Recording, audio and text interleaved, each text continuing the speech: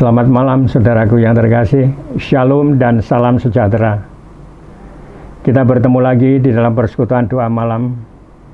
Dan pada doa malam ini, marilah kita sebelum merasakan sebagian firman Tuhan, bersama-sama untuk berdoa. Puji syukur Tuhan, Tuhan telah membimbing kami, Tuhan telah menuntun kehidupan kami dan melindungi, memberikan berkat, kesehatan, dan kecukupan kami. Dan pada malam hari ini kami bersama-sama sujud di hadapan Tuhan untuk mengucapkan syukur dan terima kasih atas kasih karunia Tuhan itu. Kami akan mendengarkan bagian firman Tuhan, ya Tuhan. Kiranya Tuhan akan membimbing dan melindungi kami, sehingga apa yang kami sampaikan sesuai dengan kehendak Bapa dan berguna untuk menguatkan iman kepercayaan kami. Di dalam Tuhan kami Yesus Kristus, kami berdoa dan kami memohon. Amin. Bapak Ibu yang terkasih, persekutuan doa malam pada hari ini kita akan membaca kitab 2 Samuel bab 5 ayat yang 1 sampai dengan ke-6.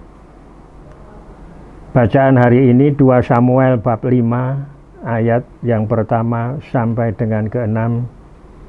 Kita berikan judul Tuhan yang memilih kita.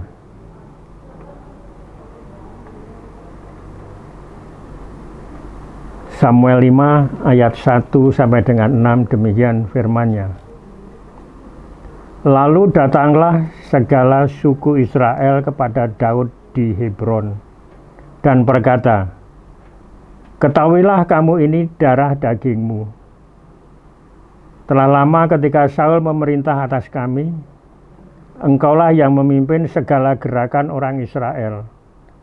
Dan Tuhan telah berfirman kepadamu, engkaulah yang harus menggembalakan umatku Israel. Dan engkaulah yang menjadi raja atas Israel.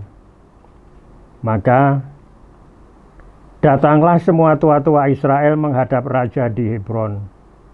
Lalu Raja Daud mengadakan perjanjian dengan mereka di Hebron di hadapan Tuhan. Kemudian mereka mengurapi Daud menjadi raja atas Israel. Daud berumur 30 tahun pada waktu ia menjadi raja. 40 tahun lamanya ia memerintah. Di Hebron ia memerintahkan agar Yehuda 7 tahun 6 bulan. Dan di Yerusalem ia memerintah 33 tahun atas seluruh Israel dan Yehuda. Demikianlah firman Tuhan, berbahagialah yang mendengarkan. Amin. Saudaraku yang terkasih, kalau kita mencermati maksud dari firman ini adalah Tuhan memilih pimpinan itu berdasarkan dipilih secara rohani, bukanlah dipilih secara jasmani. Ternyata yang dikehendaki Tuhan bukanlah yang mempunyai dinasti atau keturunan raja, tapi adalah yang diberkati adalah Daud yang dikehendaki Tuhan secara rohani. Bapak Ibu yang terkasih,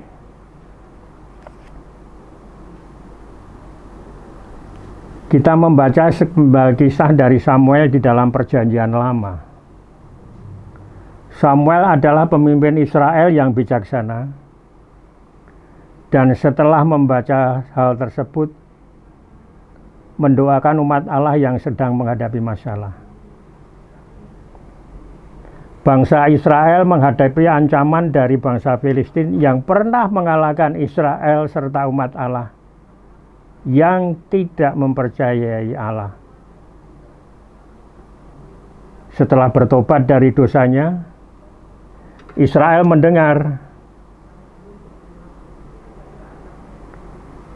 bahwa Filistin akan menyerang lagi. Namun kali ini Israel meminta kepada Samuel untuk terus mendoakan mereka, dan Tuhan menjawab doa itu dengan mengacaukan para musuh sehingga mereka terpukul kalah. Meskipun Filistin mungkin lebih hebat dari bangsa Israel. Tuhan jauh lebih kuat dari kedua bangsa itu. Karena kekuatan doa yang disampaikan Samuel atas permintaan bangsa Israel, sehingga apa yang diharapkan terkabul, apa yang direncanakan di dalam permintaan Israel saat itu cepat didapat daripadanya, karena pilihan Tuhan adalah Samuel. Tinggal bagaimana sekarang kita mempercayakan dengan hal tersebut atas terpilihnya Samuel. Saat ini kita bersyukur atas segala upaya kita. Dalam keadaan dan pergumulan saat ini, kita masih dilindungi karena dipilih oleh Tuhan. Dan ketika kita terbeban saat melihat tantangan yang dihadapi oleh orang-orang yang kita kasih dan mengkhawatirkan situasi mereka yang sepertinya tidak berubah, bisa saja kita berpikir bahwa Tuhan tidak akan bertindak. Namun janganlah kita menganggap rendah kuasa doa. Karena Allah kita yang Maha Pengasih mendengar setiap permohonan kita, dan kita tidak tahu bagaimana Allah akan bertindak di dalam menanggapi permohonan kita. Namun kita tahu sebagai Bapa kita adalah rindu mengalami kasih-Nya dan percayai pada kesetiaannya. Dan kami percaya dengan setia Tuhan akan memilih kami. Seperti halnya kisah putra Raja Saul, Yonatan. Sebenarnya hak mereka lah yang menggantikan sebagai raja. Namun itulah secara jasmani. Tapi karena pilihan Tuhan secara rohani jatuh pilihan itu kepada Samuel. Dan ini kita hadapkan dua permasalahan. Kita menghadapi pilihan rohani atau kita menghadapi berpilih kepada pihak jasmani yang mementingkan duniawi dan kesombongan dan fitnah. Karena Tuhan yang memilih kita, kita semuanya akan berlalu dan selalu berdampingan kehidupan dengan Tuhan. Dan manusia bukanlah tanaman. Kita memikirkan diri sendiri atas kehendak yang bebas yang diberikan Allah. Namun dikalanya kita berusaha untuk bertumbuh di tempat yang tidak dimaksud Allah. Karena mungkin yang tidak dimaksud Allah, karena bertumbuh di tengah-tengah orang pilihan Allah, sehingga kita tumbuh di tengah-tengah para umat pilihan Allah. Hal itu adalah hal suatu yang tidak berkenan. Namun kita percaya, kita di sini adalah Tuhan Allah yang memilih kita. Seperti putra Raja Saul, Yonatan, bisa saja melakukan hal tersebut. Ia sangat berhak ia menjadi raja. Namun ia melihat berkat Allah atas Daud, sekalipun mengenai sikap iri hati dan kesombongan Saul ayahnya. Jadi daripada merebut tahta yang tidak pernah menjadi miliknya, Yonatan memilih untuk menjadi sahabat dekat bagi Daud. Bukan pernah bahkan pernah menyelamatkan hidup Daud tersebut. Mungkin keadaan inilah Tuhan memilih. Karena sifat rohani dan sifat duniawi. Dan pilihan itu jatuh kepada Daud yang telah diurapi. Mungkin ada yang mengatakan bahwa pengorbanan Yonatan terlalu besar. Namun pernyataan bagaimana kita ingin dikenang sebagai orang yang ambisius seperti Saul, yang berusaha mempertahankan kerajaannya tetapi akhirnya lepas juga.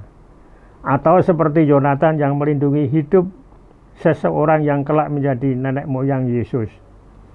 Rencana Allah selalu lebih baik daripada rencana kita sendiri. Kita bisa menolak rencana Allah dan meredu tanaman yang tidak tepat pada waktunya.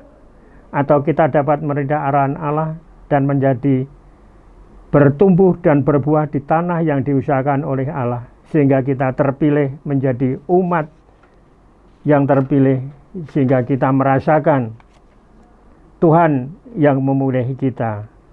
Demikianlah firman Tuhan. Amin. Marilah kita sama-sama berdoa. Bapa, kami kembali menghadap ke hadirat-Mu untuk mengucapkan syukur dan terima kasih kami. Karena di dalam pergumulan dan kehidupan kami terjadi dua dilema. yaitu kita melakukan kehidupan secara rohani maupun secara jasmani.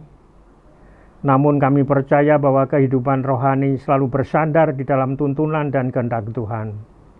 Dalam kehidupan jasmani kami akan selalu bergerak di dalam kemewahan duniawi yang penuh dengan hal-hal yang tidak sesuai dengan kehendak Tuhan. Karena kami percaya bahwa Tuhan akan menyelamatkan kami, dan Tuhan dialah yang memilih kita atau kami semuanya. Karena kami percaya atas karunia penyelamatan Tuhan, seperti halnya Daud yang penuh dengan rohani. Tuhan memilih didudukan sebagai raja yang agung pada saat itu.